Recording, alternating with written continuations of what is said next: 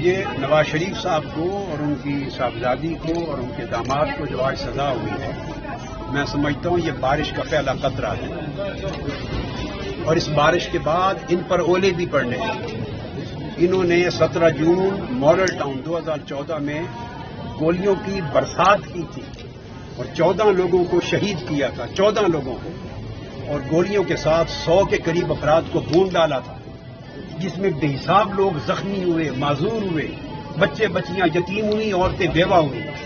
ان کی آہیں عرش تک پہنچی ہیں، ان کے محاسبے کا آغاز ہوا ہے، یہ ابتدا ہے۔ انشاءاللہ اس کے بعد مزید قدم اٹھیں گے اور میں منتظر ہوں۔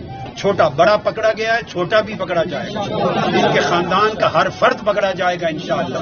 اللہ کی لاٹھی بے آواز ہے اور اس کے ہاں دیر ہے، اندھیر نہیں ہے، مگر محاسبے کا، مواخذے کا اور ظالموں اور قاتلوں اور لٹیروں کی سزا کا آغاز ہو گیا ہے۔ آگے آگے دیکھیے ہوتا ہے کیا۔ انشاءاللہ تعالی ان کے لیے نہ سیاست بچے گی، نہ ریاست بچے گی، ان کو رہنے کے لیے نہ حکومت بچے گی، نہ اقتدار۔